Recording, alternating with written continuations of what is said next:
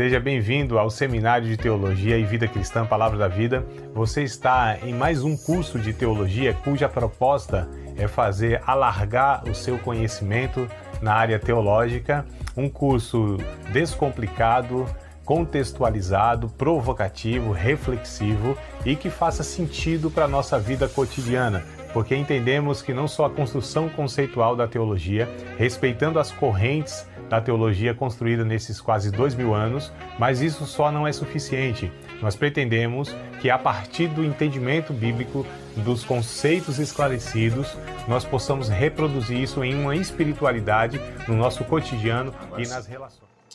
Na verdade, a gente vai dar uma continuidade hoje, do que a gente começou a falar na aula passada, na semana passada, que foi a aula introdutória, Então a gente está falando sobre a questão do conselheiro, Aquele que se dispõe, ou aquela que se dispõe a estar ajudando outras pessoas, e eu entendo que todo cristão, que vai amadurecendo na sua fé, ele deve ter intencionalmente, tá? Não é uma coisa assim que acontece no automático, não. Intencionalmente, ele deve ser uma pessoa que deve ter uma palavra de aconselhamento, de direcionamento para a vida daqueles que ao seu redor está passando uma crise, uma dificuldade, uma instabilidade na vida. Porque, na verdade, a vida é instável.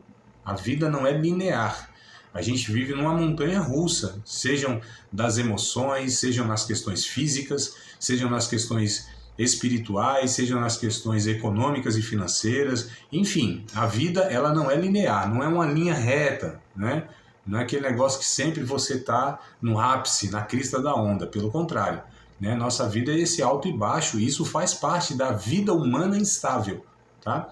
A gente buscar o equilíbrio é uma constante na nossa vida. Então sempre vai haver pessoas em nossa volta, ainda mais se a gente vive em uma comunidade de fé, ainda mais se a gente de alguma maneira tem essa referência de ser líder, porque quer queira ou não, se foi nos dado de alguma maneira uma projeção de liderança, um título, uma função, e tem pessoas que não têm nada disso, mas são líderes, porque se dispõem a ouvir as outras pessoas, que é uma coisa rara nos nossos dias.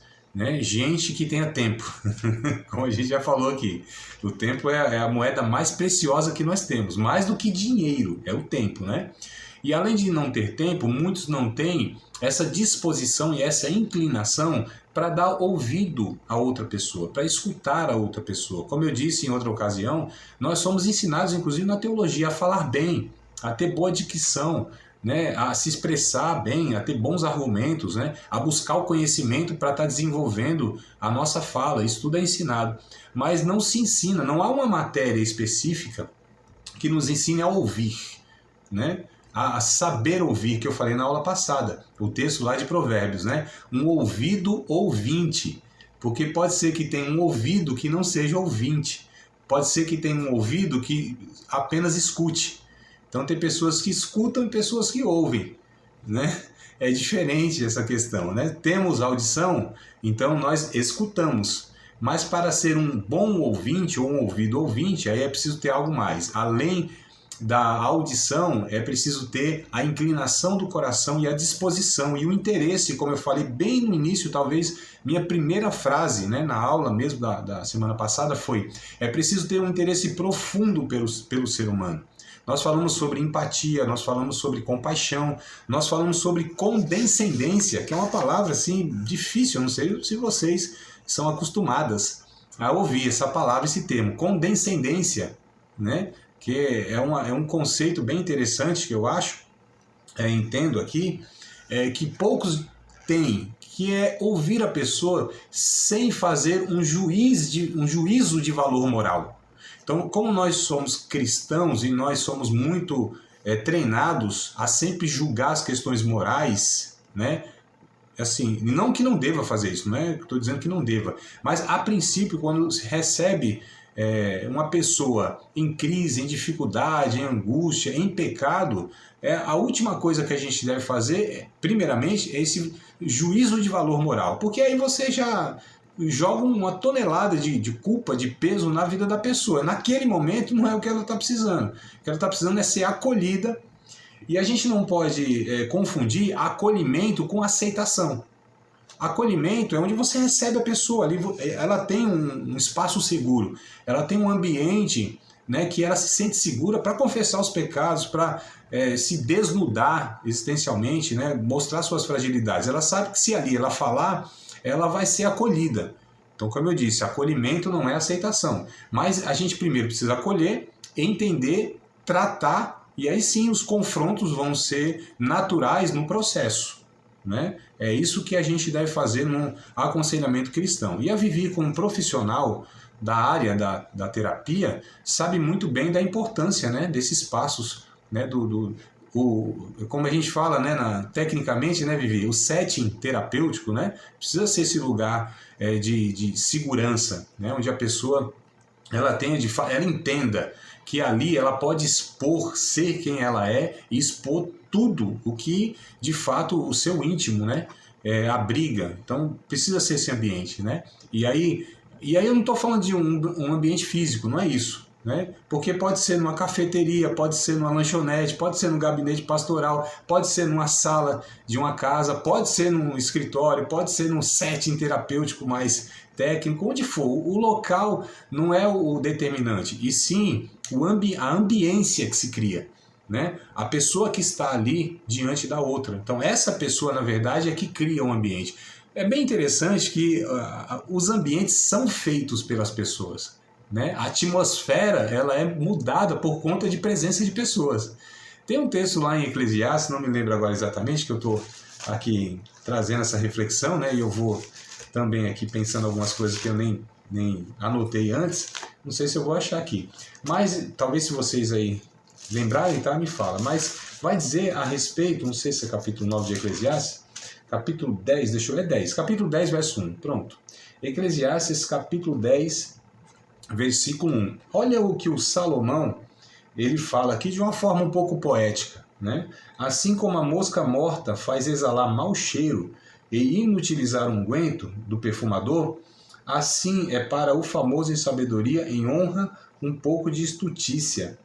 Agora, interessante é essa ideia de que a mosca morta, olha só, como um inseto pequenininho, mas como ela pode, né, o inseto, pode prejudicar o unguento, o perfume, né, exala algo naquele pote, naquele perfume, naquele conteúdo que pode estragar aquilo. Pessoas, muitas vezes, elas mudam a atmosfera do lugar. Amadas, vocês já tiveram uma experiência assim? E é uma pergunta, se vocês puderem me responder, só para eu saber aqui se essa experiência só eu que tive na vida, né? Mas já tiveram assim num local com 2, 3 pessoas, e aí chega uma quarta, chega alguma pessoa e parece que o clima muda. Para pior, estou dizendo. O negócio fica pesado, carregado, né? Parece que a pessoa chega assim e vem uma nuvem com ela de negatividade. Já aconteceu isso com vocês, irmãs? Me ajudem aí. Já a Vivi está dizendo que sim, a Valda também. Com certeza. Com certeza, né? Então, só para a gente entender que a ambiência, né, a atmosfera, nós conseguimos, né, criar tanto positivamente quanto negativamente. Então, o acolhimento é fundamental no processo, tá? E aí a gente falou então sobre essas questões, né, condescendência, compaixão, empatia e etc e tal. E aí eu quero continuar hoje falando agora sobre falar com Deus em favor das pessoas.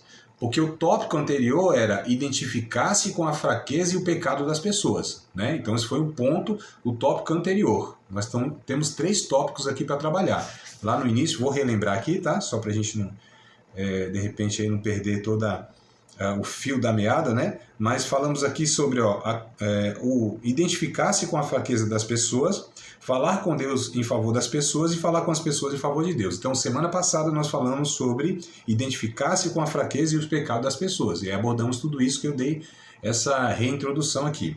E agora a gente vai dizer sobre falar com Deus em favor das pessoas. Ou seja, intercessão fervorosa. Aqueles que nós nos dispomos a estar acompanhando, aconselhando, a gente deve interceder por essas pessoas, né? Quando a gente testemunha as misérias das pessoas, a gente percebe a necessidade de sabedoria e isso deve nos impelir as orações.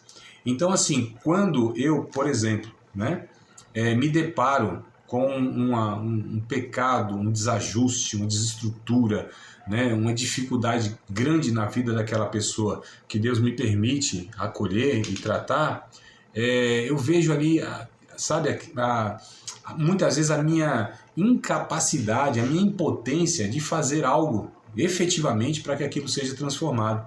E aí a gente vai para a oração, a gente vai para a intercessão, a gente recorre à graça de Deus e os recursos de Deus, porque nós sabemos que, embora nós sejamos esse instrumento, fazemos parte do processo, né, somos esse instrumento para a transformação, a restauração, a mudança na vida daquela pessoa, mas a gente sabe que, em última análise, é Deus, é o Espírito Santo, que pode, né, que é o único que age lá onde precisa ser de fato transformado, lá na fonte, lá onde as coisas nascem, lá na raiz, lá dentro do coração humano, né, dentro da alma humana. Então a gente vai para a intercessão, a gente fala, né, com Deus em favor dessas pessoas. A intercessão, isso é importante, isso é fundamental para o conselheiro cristão, né? Nós orarmos em favor dessa pessoa. Não que a nossa oração tenha algo mágico, não que a nossa oração ela vai ser o motivo da mudança, né? Mas é que a gente recorre,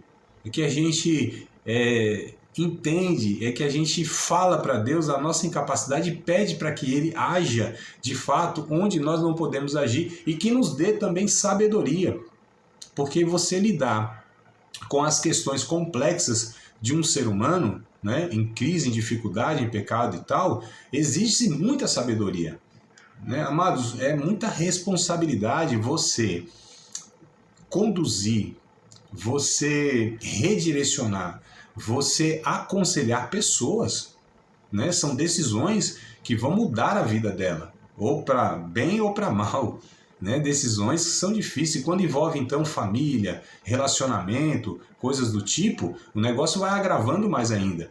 Então a gente precisa ter muito cuidado, inclusive também, né? Além dessa intercessão, pedindo sabedoria a Deus, a gente precisa entender que as nossas palavras, elas podem de fato mudar o rumo da história dessa pessoa, né? Porque essa pessoa, ela está vindo até nós como alguém que tem alguma palavra, alguma orientação de Deus, e quando nós falamos, as pessoas de fato, elas entendem que aquele aconselhamento vai ser bom para a vida dela. Isso é muita responsabilidade. É por isso que a gente tem que tomar muito cuidado. Coisa boa, tá vindo aqui mais uma aluna, Silvânia, tá vindo, pronto. Então a gente precisa entender, Silvânia, minha amada, acho que está já aí, né? Bem-vinda e pode entrar aqui, que a porta estava aberta, viu? Vamos lá. Está em andamento a aula, mas bem-vinda, amada. Vamos junto aqui. Opa, câmbio. Agora sim, câmbio. Faz, amado, bem-vinda. Vamos lá que estamos em andamento, mas chegou na hora boa, viu? Então a gente precisa entender que nós não podemos decidir pelas pessoas, né? A nossa orientação é sempre fazer com que a pessoa ela enxergue, ela entenda, ela se veja e ela entenda que ela precisa tomar as suas decisões. Nós não decidimos pela vida de ninguém. Os conselheiros muitas vezes erram porque pensam que eles devem dar ordens, né? Devem dar aconselhamento como que aquele que manda fazer isso ou aquilo. Não, amados. Isso é muita responsabilidade, você falar para uma pessoa fazer isso e aquilo. Nós devemos ir junto com a pessoa para que ela possa chegar à sua conclusão. Nós vamos direcionando, né, através dos questionamentos, levando ela a refletir e para que ela busque nela mesma, nesse sentido, a decisão que ela deve tomar. Claro, tudo isso mostrando, a vontade de Deus é essa. A gente vai falar um pouquinho mais para frente, né?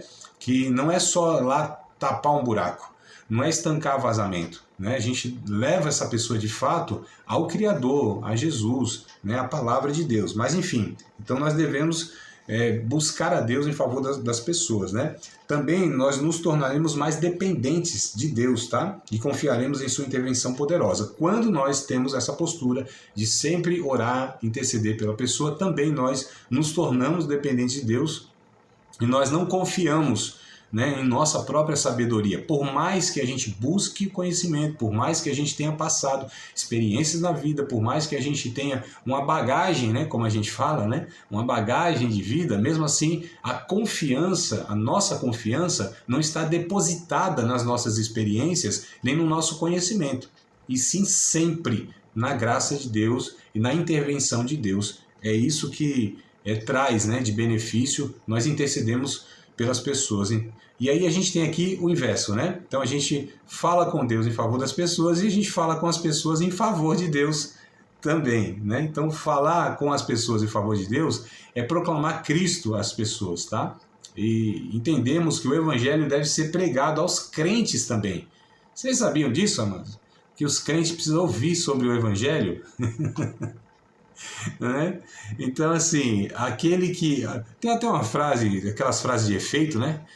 Que a gente gosta, que é: a igreja evangélica que deixar de pregar o evangelho, em breve deixará de ser evangélica. Então, se a gente não prega o evangelho, as boas novas de salvação para os próprios crentes, por que que Jesus ordenou, e me parece que é o único culto, o resto tudo é invenção nossa, nem estou falando se é bom ou ruim, eu estou dizendo que Jesus só ordenou um culto, que é o culto de ceia. O único culto que Jesus estabeleceu para a sua igreja. Quando vocês se reúnem em memória de mim, e tal e tal. Capítulo 11 lá de 1 Coríntios. É o único. Por que que Jesus ordenou? E esse é chamado de culto memorativo, onde nós fazemos memória, né? Onde nós voltamos lá atrás, na crucificação, onde nós voltamos lá onde nosso Senhor Jesus foi oferecido por nós. Nós voltamos onde nós fomos resgatados, né? Que é justamente na cruz do Calvário. Então a gente precisa relembrar, né? A gente precisa mencionar aquilo que, inclusive, na nossa vida já é uma realidade, que é a salvação. Então a gente precisa continuar ouvindo e falando a respeito da salvação para os crentes. É a manutenção da salvação. Então, assim, é muito preocupante, e aí já fica uma pergunta de retórica. Isso aqui nem precisa responder não, tá? Até para não constranger ninguém. Quanto tempo nós não pregamos num domingão à noite? Quanto tempo nós não ouvimos uma mensagem puramente evangelística? Ou domingo de manhã, né, Vivi? Lá é domingo de manhã. Então, assim, no domingão, quanto tempo faz que a gente não fala sobre a cruz? Sabe? A crucificação. Jesus pendurado no madeiro, sobre a salvação mesmo, aquela questão evangelística direta. Quanto tempo nós não ouvimos e não pregamos? Então a gente precisa pensar nisso, né? Porque muitas vezes a gente fala, não, aqui todo mundo é crente e tal, a gente não tem aí algum descrente, mas para os crentes também é necessário falarmos a respeito, amados, do evangelho, tá? Vamos ler um texto aqui em Colossenses, capítulo 1, versículo 28 e 29. Colossenses, capítulo de número 1, verso 28 e 29. Então a gente tem que ter em mente o quê? Paulo está escrevendo para crentes. As cartas de Paulo, ou as cartas do Novo Testamento, são direcionadas a pessoas que já tiveram encontro com Cristo, já nasceram de novo. Então, tá? Só para a gente entender, essa mensagem está sendo direcionada, não é descrentes, não. Colossenses. Qual é a mensagem? Onde é o livro? Colossenses, né? Capítulo 1. Tá certo. Verso 28 e o verso 29. Vamos ler junto aí, eu leio, pelo menos vocês acompanham aí, né? Ó. A quem anunciamos, admoestando a todo homem e ensinando a todo homem em toda sabedoria, para que apresentemos todo homem perfeito em Jesus Cristo. E para isto também trabalho combatendo segundo a sua eficácia, que opera em mim poderosamente. Então, verso 28 é mais destacado ainda, ele está dizendo que ele anuncia a todo homem, né? Admoesta a todo homem. E isso está aqui direcionado aos crentes na cidade de Colossos, né? A respeito de Jesus. Quando a gente vai lá também em Romanos capítulo 1, verso de número 17, também Paulo está escrevendo a crentes em Roma, tá? Ou seja, gente que já tinha sido alcançada pelo Evangelho, né? Já tinha sido transformada, regenerada pelo Evangelho. Mas a despeito disso, Paulo não deixa de reafirmar e de pregar sobre a salvação e sobre o Evangelho. Então, Romanos 1,17, ele diz: porque nele se descobre a justiça de Deus. Nele quem? No Evangelho, tá? Os versos anteriores vão falar que é o Evangelho. Então, nele se descobre a justiça de Deus de fé em fé, como está escrito. Mas o justo viverá da fé. Vamos ainda em 1 aos Coríntios, também, Os irmãos lá em Corinto, embora eram meio atrapalhados, carnais e meninos, imaturos, né? Essa era a característica desses membros aqui dessa igreja, na cidade de Corinto, mas eram pessoas alcançadas pelo Evangelho. Era gente que tinha lá sua experiência com Cristo e tinham nascido de novo, embora precisariam ser amadurecidos, né? Então, esse é o ponto aqui. Então, eles eram crentes carnais. Crentes carnais não são crentes que não tiveram encontro com Cristo. Crentes carnais são aqueles que ainda não foram trabalhados seus antigos pecados. Então a gente precisa entender isso. Capítulo 2, Paulo fala dos crentes carnais, melhor dizendo, vou tirar a palavra crente, tá? Vou colocar homem, que inclusive é o que ele diz mesmo, né? Ele usa esse termo. Paulo fala de homens carnais, homens espirituais e homens naturais. No capítulo 2, Paulo vai trazer essas três expressões aí, tá? Lá no original é muito claro lá, né? O homem, né? O antropos espiritual, né? Pneumáticos, aquele que é governado e dirigido pelo Espírito. O homem natural, psíquicos, né? Aquele que é governado pela sua alma, né? Pelo seu psique. E o homem carnal, os sárquicos, né? No original são esses três termos. E aí, quem é o homem carnal? É aquele que tem o Espírito de Deus, nasceu de novo, mas como esses irmãos aqui, eles não tinham seus antigos pecados trabalhados, não estavam sendo santificados de uma forma adequada. E aí Paulo fala no capítulo 3 depois, né? A gente vai ler o 2, mas ele fala no 3, ó, eu não posso falar com vocês como pessoas espirituais, vocês são carnais, vocês são meninos em Cristo. Ele não diz que vocês são meninos do diabo, né? Vocês são meninos em Cristo. Vocês nasceram de novo, mas não estão crescendo. Vocês ainda têm inveja, vocês ainda têm disputas, vocês ainda têm as questões morais, éticas muito fracas ainda. Vocês vivem de uma maneira como os homens vivem. Olha só, Paulo não está dizendo que eles não nasceram de novo, só sim que eles estão tendo comportamentos carnais.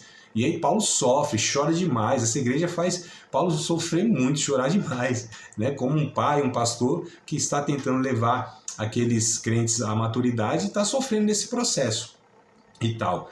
E aí tem os espirituais, esses são os maduros na fé. Então, aqui eram os crentes, né, carnais. E aí olha o que Paulo diz. E é por isso que, inclusive, também os crentes precisam ouvir o Evangelho, tá? Capítulo 2, né, deixa eu ver o que eu anotei, verso 1 ao 5. Capítulo 2, 1 ao 5. E eu, irmãos, quando fui ter com vocês, anunciando-vos o testemunho de Deus, não fui com sublimidade de palavras ou de sabedoria, mas nada me propus saber entre vós, senão a Jesus Cristo e este crucificado. E eu estive convosco em fraqueza e em temor e em grande tremor.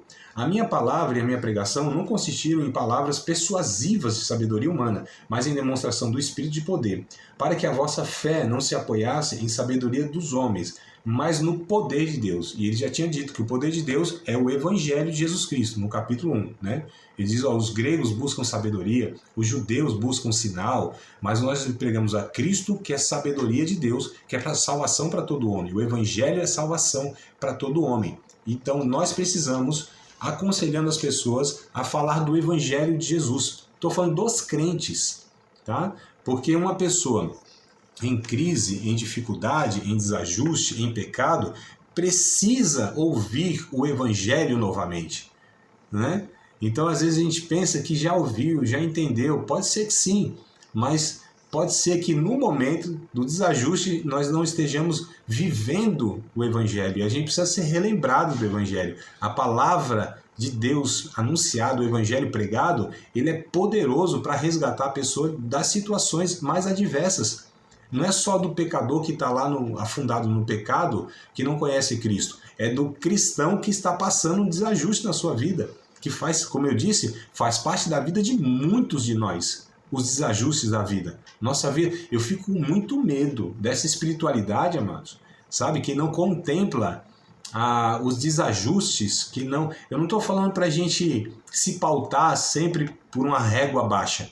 Eu estou dizendo que nós precisamos ensinar aos irmãos, os dedicados, os honestos, os sinceros, os verdadeiros, sabe, os homens e as mulheres de Deus, que quando eles passarem dificuldades na vida, aquilo não é uma evidência que não amam Cristo, é apenas a humanidade se manifestando na vida deles, Nós somos seres humanos. Se a gente pegar Paulo, Pedro, outros apóstolos e tantos irmãos na história, a gente vai perceber que eles tinham pecados a serem trabalhados. Não eram super homens da fé, não é?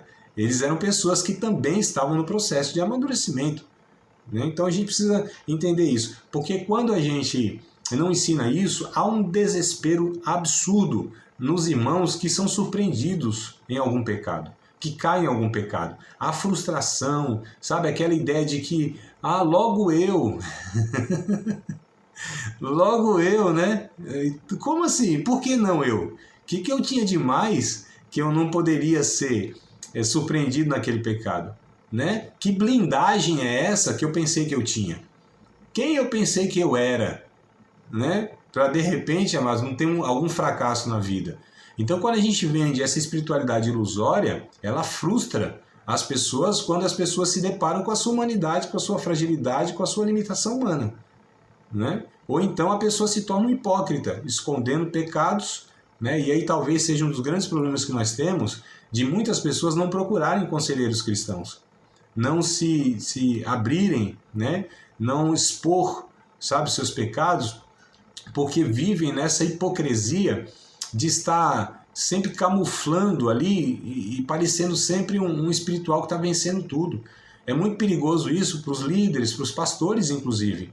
Nós precisamos entender que nós somos como qualquer outro. Estou falando pastores, líderes e etc e tal. Como qualquer outro, amados. E a gente precisa também, né, não é o foco aqui, mas assim, os pastores precisam de pastores.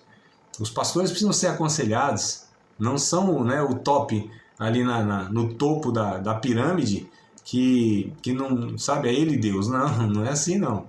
Né? Nós somos também, como diz o autor dos Hebreus, homens frágeis, homens fracos, sacerdotes que também precisam de sacrifício pelos seus pecados, né? Então a gente precisa entender essa dinâmica aí, tá? Então nós devemos servir as pessoas com a palavra, né? Nossa confiança deve ser depositada no poder da palavra de Deus. Eu acredito firmemente. Eu não estou dizendo aqui para ficar citando versículo, né? Porque tem uns irmãos aí que pensam que aconselhar é ficar citando um monte de versículo, né? A Bíblia diz isso, a Bíblia diz aquilo, a Bíblia não sei o que e tal, e decora os versículos e vai metralhando a pessoa. Não é isso. Mas é a palavra de Deus sendo ministrada de uma maneira a trazer essa pessoa uma reorientação para a vida, a partir da sabedoria de Deus, né? Então, necessariamente, não é ficar citando versículo pinçado, e sim a sabedoria de Deus sendo exposta e pregada. Eu acredito, mas assim, piamente no poder da palavra compartilhada, anunciada, manifestada.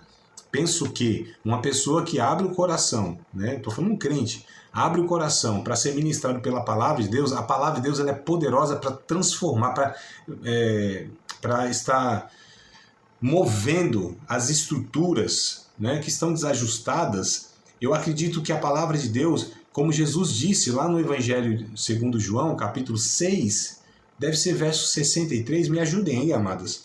Deve ser o verso 63 do capítulo 6, né? Jesus disse, as palavras que eu tenho falado, deve ser o finalzinho do versículo, são espírito e vida. É isso, né, Manvalda? Achou já aí? Olha só, as palavras que eu tenho falado para vocês são espírito e vida. Então, eu acredito de fato, né, como a palavra de Deus, ela carrega, ela transmite, ela gera, ela despeja em nós o espírito, né, e a vida de Deus. Então, a palavra anunciada. É por isso que é tão importante, amados, nós verbalizarmos, falarmos, proferirmos a palavra. Tem um texto lá em Mateus, deve ter em outros evangelhos também, mas o que me recordo mais é em Mateus lá, que quando um homem vai até Jesus, dizendo, ó Senhor, eu não sou nem digno que o Senhor entre debaixo do meu teto, do meu telhado. Diz somente uma palavra e o meu servo vai ficar curado. Olha a fé desse homem, olha o entendimento desse homem, né? Que ele sabia que uma palavra proferida por Jesus resultaria, mesmo à distância, numa cura de um servo que estava longe, que não ia ouvir. Olha só, amados, a percepção, o discernimento deste homem. Somente uma palavra, se o Senhor falar, eu creio que meu servo vai ficar curado. O poder da palavra. Nós precisamos entender que todas as coisas que foram criadas, a gente precisa pensar nessa imensidão aqui, ó. né? Não só da Terra, mas de tudo que existe, o cosmo, galáxias e aquela coisa toda. Foi criado por Deus proferir a palavra. Haja luz e houve luz. Haja animais e houve animais. Haja separação da terra seca. Haja isso, haja aquilo. E houve. Ele foi falando, ele foi proferindo. Então a palavra de Deus traz à existência as coisas que não existem, diz o texto bíblico. A palavra de Deus, ela traz vida onde existe morte. Ela traz ânimo onde existe desânimo. Ela traz uma luz onde existe escuridão. A palavra de Deus traz esperança no coração desesperançado. Então eu acredito no poder proferido da palavra, mas isso não é mística. Isso é o que a Bíblia nos ensina. Então nós devemos, né, expor os princípios da palavra. Como eu disse, não é o versículo bíblico citado apenas, não é isso. Mas é essa palavra carregada dos princípios divinos. Essa palavra encharcada da graça de Deus, sabe? Compartilhada, né? É isso que a gente precisa entender, amados, tá? E aí, por onde a gente deve começar? Talvez a dúvida de alguns é como a gente deve começar num aconselhamento, né? Porque chega lá a pessoa... Ô, Vivi, se você quiser contribuir aí, tá? Você que tem aí, tecnicamente, inclusive, muito recurso, né? Se quiser até dar uma dica para nós aí, para mim, inclusive, também, né? Porque eu anotei algumas coisas aqui, mas se quiser compartilhar e puder, né? Quiser, como seria aquele quebra-gelo, ou, né? Porque é um nervosismo, né? A pessoa vem ali, a gente nem sabe o que traz pra gente, né? É uma surpresa, é um Kinder Ovo existencial de problemas, né? Então a gente abre ali, o que tem aqui? E a gente às vezes se depara ali com a surpresa e não sabe nem como conduzir inicialmente. Se quiser e puder, Vivi, fica à vontade, tá? Boa noite. Boa noite, Amanda. Eu vou falar, eu sou pastora também, mas eu vou falar mais, contribuir mais como terapeuta, porque eu acho que como pastora não dá nem para falar nada aí para o André, né? Eu é que vou chover no molhado, como diz ele. Mas em relação à terapia, a nossa primeira expectativa, a nossa primeira ação é receber essa pessoa com bastante carinho, né? Acho que eu, particularmente, sou uma pessoa que eu tenho muita afetividade, eu gosto de abraçar, né, de recebê-la realmente brincando, rindo, mas inicialmente tentar entender qual que é a demanda, né? Que às vezes a gente já sabe teoricamente, né, qual é a demanda da pessoa, só que eu costumo dizer que empatia não é você se colocar no lugar do outro, mas é você se colocar no lugar do outro na perspectiva e no temperamento, na visão do outro. Então, se você não ouvir primeiro qual é a demanda, você já vai subjugar, já vai tirar aí as suas conclusões, e aí você já vai dar uma devolutiva para ele segundo o que você acha, não o que de fato é sofrimento para essa pessoa. Porque quando as pessoas chegam para se abrir, realmente elas chegam bem retraídas, receiosas, né? Principalmente quando se trata de assuntos delicados, de coisas que realmente ela vai ter que expor, ou se expor, ou expor outras pessoas também. Então a pessoa fica extremamente desconfortável. E a questão também do nosso rosto, né? Na medida que a pessoa vai falando, às vezes nós temos esse hábito feio, né? De ou levantar os olhos, ou se assustar, ou fazer caras e bocas, né? E isso já faz com que as pessoas automaticamente já comecem a não dizer o que de fato talvez elas diriam, não expor o que de fato elas colocariam. A gente chama de anamnese, é o que a gente vai fazer inicialmente, um bate-papo, vamos ouvir essa pessoa, vamos deixar ela falar. Eu acho que a primeira vez que a gente vai conversar, a gente fala muito pouco e ouve muito, né? Para entender a perspectiva dessa pessoa, a forma como ela enxerga as coisas, porque eu costumo dizer que 3 filhos podem nascer dentro da mesma casa, criados pelo mesmo pai, pela mesma mãe, eles podem frequentar o mesmo colégio, podem passear nos mesmos lugares, mas eles vão ser completamente diferentes uns dos outros, né? E quando a gente olha por essa perspectiva, a gente começa a entender que as pessoas são extremamente subjetivas, que elas são individuais, né? E que Deus nos fez dessa forma. A maior prova é que a nossa digital, cada uma tem uma, e que ninguém acessa a conta de ninguém, né? Isso é a coisa mais interessante para mim. Sim. Então, eu, Viviane, não só como terapeuta, mas como pastor, inicialmente eu ouço. Eu abraço, eu acolho, como o André já falou, e tento entender primeiro qual que é a demanda. A gente só consegue ajudar essa pessoa quando a gente entende a demanda. Eu já acolhi pessoas que ela estava passando por um processo sério no casamento, mas ela vem com uma demanda com o filho. Já atendi pessoas que ela está com uma demanda séria, emocional, né, completamente desequilibrada, mas ela vem por uma demanda financeira. Então, assim, depende da forma como a pessoa traz, porque a primeira coisa que ela vai fazer é dizer o que é sofrimento prime, né, sofrimento número 1 para ela. E aí depois, ao redor de todo esse sofrimento, é que a gente vai entendendo o que também muitas vezes está potencializando. Mas é isso aí, o que o André falou é isso mesmo. E no mais é só ouvir inicialmente para depois você começar a manejar, saber o que você vai orientar, né, dentro da palavra de Deus, aí como o próprio André já falou. Isso aí, Vivi. Obrigado. Excelente contribuição, né? Então, é isso de fato. Esse acolhimento, essa questão do ouvir, né, é fundamental, porque a Vivi usou a palavra técnica aí, a anamnese, né? Onde você escuta e faz essa pequena triagem inicial, né? Até mesmo para saber, como a Vivi colocou, porque a pessoa às vezes ela verbaliza algo, só que a gente identifica que não é aquele algo em si, né? Porque nem a pessoa sabe identificar, né? Ela está verbalizando algo que ela consegue visualizar, mas aí nós, de fora, de uma forma fria, né? Mais técnica, distanciados do furacão das emoções, do problema pessoal daquela pessoa, e a gente depois vai até abordar essa questão também, né? Qual é a distância que a gente deve manter sempre, né? A gente não se envolve pessoalmente nos problemas das pessoas. Diga, Vivi, quer completar? Fazer só uma ressalva, André, às vezes, principalmente dentro do contexto cristão, às vezes quem vem pedir para que a gente faça o aconselhamento, por exemplo, para um filho, é a mãe. Isso. E o que a mãe vai trazer? A perspectiva e o que é para ela relevante, né? Sim. Então, às vezes chega para a gente e fala, eu trouxe ela aqui, e assim, fala até sussurrando ou longe da pessoa, dizendo, é rebelde, né, não tira boas notas, é isso e aquilo. Mas quando você vai conversar com o adolescente, o maior problema é a mãe. Exato. Então, é muito complicado tudo isso, por isso que a gente realmente não pode chegar, como o próprio André falou, já com esse julgamento de cara, né, tomando conclusões sem antes a gente ouvir absolutamente tudo, sem tomar nenhuma conclusão, até que se saiba de fato onde é o problema, né? É excelente, Vivi. Você me fez lembrar agora de algo muito importante, né? Em matéria de adolescentes, quase 100% das vezes são os pais, né, a serem tratados. E eles vêm e falam, meu filho está com problema, justo aí. Aí, na verdade, são eles, né? Porque o processo do adolescente não é um absurdo, as crises, as dificuldades e tal.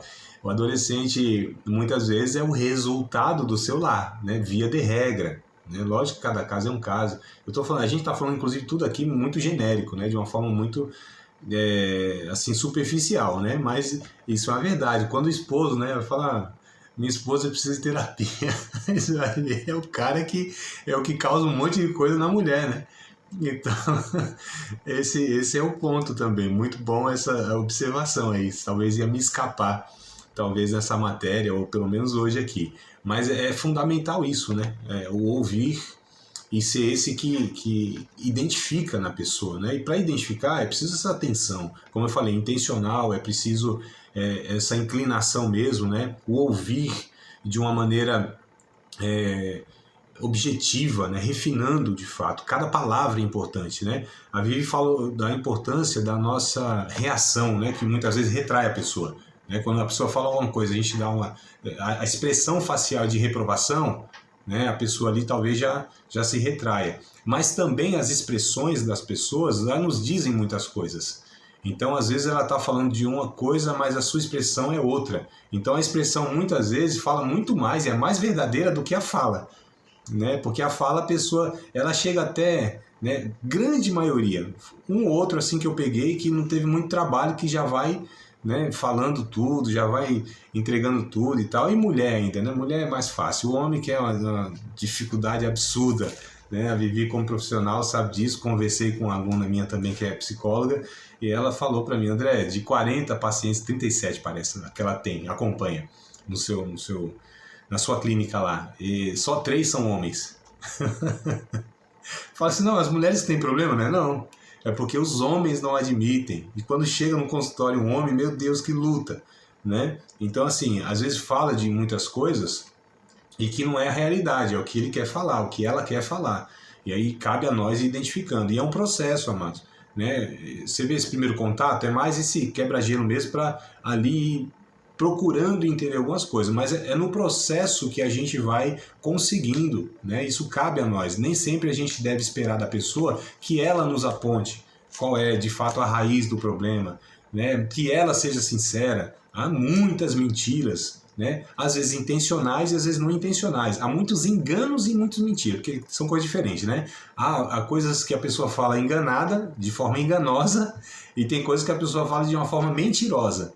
Eu falo, mas não é a mesma coisa, André? Mentira ou engano? Nem sempre. A mentira é essa intencional, que a pessoa fala mesmo para camuflar, mas a pessoa muitas vezes ela é enganada até mesmo por todo o enredo que ela está vivendo, né? Então, essas questões, percebam, amadas, como a complexidade exige a paciência, o processo, né? Que muitos não querem, de fato, estar dispensando tempo para um processo a médio ou longo prazo. O que nós queremos, muitas vezes, é uma fórmula mágica para que as coisas sejam resolvidas de uma forma mais breve possível. Mas para problemas difíceis, eu acho que eu até escrevi isso aqui um pouquinho mais para frente, para problemas complexos não existe solução simples. Porque às vezes, quando chega ali naquela situação, às vezes aquilo é um estouro de anos arrastados, de uma vida toda arrastada que chegou naquele pico, né? Ali no último estágio, mas às vezes são anos de desajustes, desconstruções, então não se resolve do dia para a noite. Não é no abaixa a cabeça aí que eu vou orar, melar tua testa com óleo soia, um lisa, ou ainda que for ungido de Israel. Não é assim, amado. Né? É preciso de fato esse processo. É assim que a gente entende o aconselhamento, né? Como um processo, é um discipulado, é um processo de santificação. Todos esses conceitos, discipulado, aconselhamento, isso é sinônimo até, né? E santificação, que é mais teológico, são processos na vida da pessoa. Tá? Isso não é algo que vem de uma maneira a resolver tudo imediatamente. A salvação, ela é imediata no sentido de que arranca a pessoa desse inferno condenatório, porque se ela morresse naquela condição sem Cristo, iria para a eternidade, né, sem Deus. Então a salvação, ela justifica, ela dá um novo nascimento, só que não resolve os problemas da pessoa, né? Esses problemas, né, que a gente está falando aqui, que o aconselhamento contribui para a resolução. Há um processo na teologia, a gente chama de santificação, que vocês já estudaram, né? A santificação é esse processo a partir da salvação.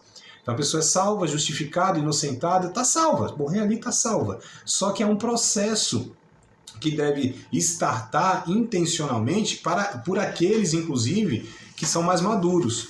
A gente não espera que a pessoa, a gente está falando de novos convertidos, ou de pessoas que não são maduras, né? Parte daqueles são mais maduros, são os pais que cuidam dos filhos, não são os filhos que cuidam dos pais. Essa é a bem da verdade, né? Então esse é o ponto que a Vivi colocou aqui, já quero aproveitar esse ganchozinho que ficou, porque às vezes a gente quer tratar o adolescente, calma aí, o adolescente, mas quem é responsável por esse adolescente? São os pais, né? Quem é responsável aqui por essa crise aqui na vida desse indivíduo? Talvez é o cônjuge. Então a gente precisa identificar tudo isso, né? O indivíduo é o foco lá, mas tem circunstâncias, tem pessoas, tem origens que está para além daquele indivíduo. E aí precisa entender tudo isso, porque senão a gente vai ser sempre superficial na questão. E aí o propósito do aconselhamento não é ser superficial, não é momentaneamente, como eu coloquei aqui, né? E deixa eu ver, coloquei aqui, mas a gente vai ler só na aula que vem, eu acho.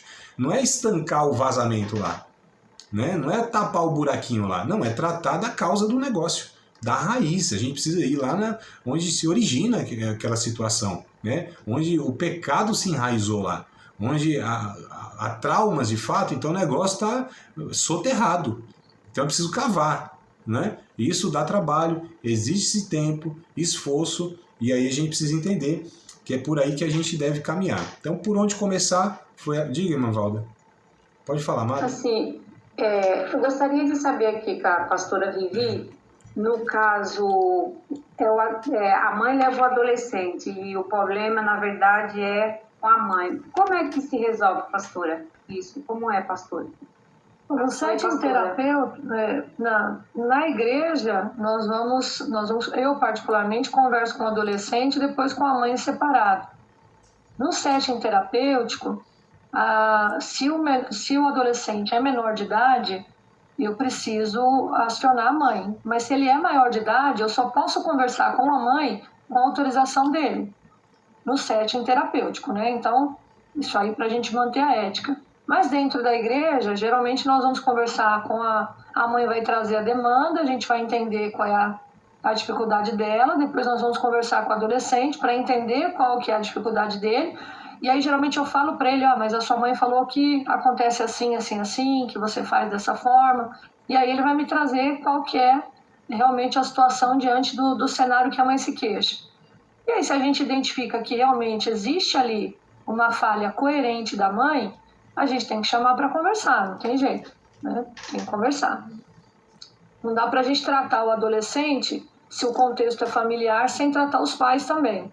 Agora, no setting terapêutico é um pouco diferente. É como eu disse, se ele for menor de idade, a mãe vai ser acionada. Mas se ele for maior de idade, é só com o consentimento dele mesmo. Tem um texto bíblico, né? Tem um texto bíblico lá de Efésios, capítulo 6, que diz para os pais não irritarem seus filhos, né? De uma forma a fazerem eles desmaiarem, né? Desanimarem da vida, colocando sobrecargas. Então esse é o ponto, é entender o todo, né? Porque a gente às vezes só vê lá a questão mesmo, né? Essa mais aparente, superficial, e a demanda que nos trouxeram, como a Vivi disse, né? Nem sempre a demanda que nos trouxeram é de fato a demanda real. E aí a gente precisa identificar isso, né? Somos nós que precisamos identificar isso. Porque as pessoas, de fato, elas estão prejudicadas na lucidez de entender a causa das suas dificuldades, né?